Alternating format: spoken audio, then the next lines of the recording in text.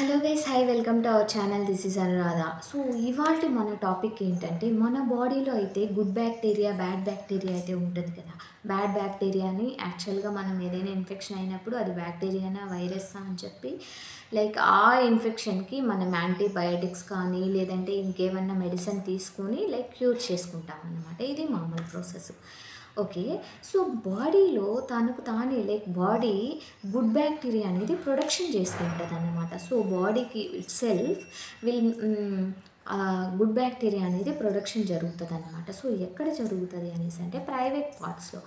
Mainly ఫీమేల్స్‌కి అయితే vaginal flora అనేది అయితే ఉంటుంది కదా. సో ఆ వెజైనల్ ఫ్లోరాలో వి షేప్ అయితే ఉంటుందన్నమాట. సో ఆ వి షేప్ అనేది ఏమవుతుందంటే ఆ 2 సైడ్స్ 2 సైడ్‌లో ఏంటంటే గుడ్ బ్యాక్టీరియా అనేది ఎప్పుడూ ప్రెజెంట్ అయి ఉంటుందన్నమాట.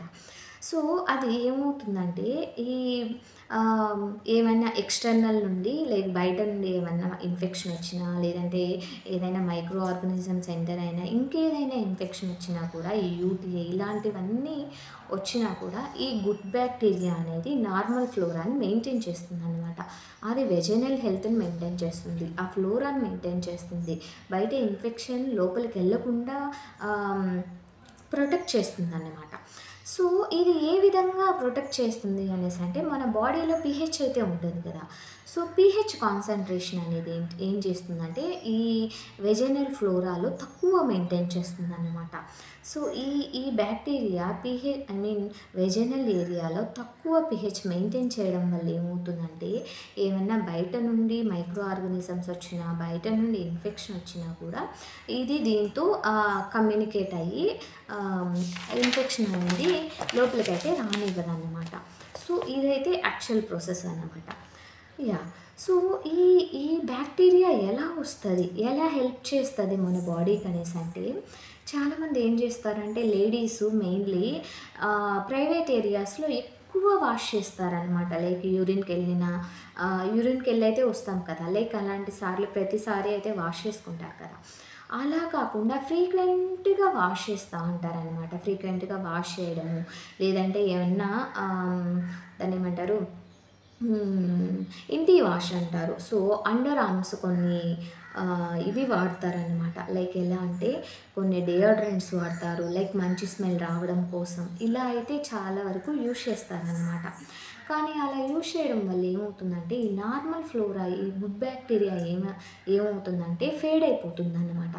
అంటే ప్రతి వాష్‌కి ఏమవుతుందంటే ప్రతి వాష్‌కి ఈ బయట నుండి ఏమన్నా డియోడ్రెంటే అనుకోండి లేదంటే ఇంటి వాషే అనుకోండి, ప్రతిసారి యూజ్ చేయడం వల్ల ఏమవుతుందంటే ఆ గుడ్ బ్యాక్టీరియా అనేది ఫేడ్ చేసేస్తుందన్నమాట. మొత్తం బయటకి లాగేస్తుంది. సో ప్రతిసారి అలా వాష్ చేయడం వల్ల కెమికల్స్ యూజ్ చేయడం వల్ల ఏమవుతుందంటే ఈ గుడ్ బ్యాక్టీరియా అనేది ఈ నార్మల్ వెజైనల్ ఫ్లోరా ఏదైతే అది ఉందో అది ఏం చేస్తుందంటే నీట్‌గా క్లీన్ అయిపోతుందన్నమాట. క్లీన్ అయినప్పుడు ఏమవుతుందంటే ఈ వెజైనల్ ఏరియాలో మంట రావడం కానీ, చిన్ని క్రాక్స్ కానీ అండ్ వన్ మోర్ థింగ్ వండుకునేసి మంట కానీ, బర్నింగ్ సెన్సేషన్ కానీ ఇలా రావడం అయితే స్టార్ట్ అవుతుందన్నమాట.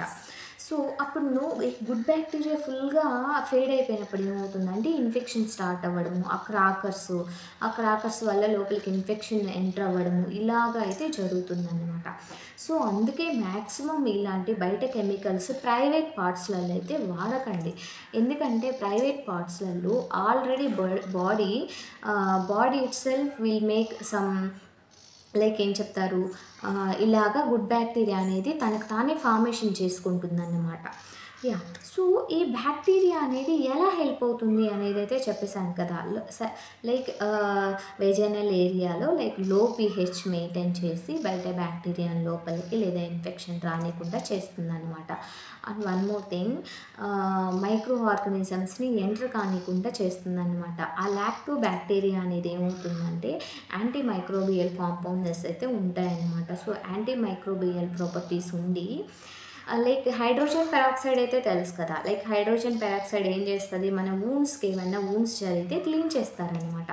సో, అలాంటి యాంటీ మైక్రోబియల్ ప్రాపర్టీస్ అవైతే ఈ గుడ్ బ్యాక్టీరియాల్లో లాక్టోబాసిల్లస్‌లో ప్రెజెంట్ అయితే అయ్యుంటాయన్నమాట. సో, అందువల్ల ఏమవుతుందంటే మైక్రో ఆర్గానిజమ్స్‌ని గ్రోత్‌ని జరగనీయకుండా ఈ ఈ గుడ్ బ్యాక్టీరియా అనేది లైక్ వర్క్ అవుతుందన్నమాట. And one more thing maintains vaginal flora. So, ఈ లాక్టోబాసిల్లస్ ఏమవుతుందంటే ఈ వెజైనల్ హెల్త్ అనేది మెయింటైన్ చేస్తుందన్నమాట, ఇన్ఫెక్షన్ పోనివ్వకుండా. అండ్ వన్ మోర్ థింగ్ ఆ ఫ్లోరా అది ఆ లైన్ అయితే మెయింటైన్ చేస్తుందన్నమాట.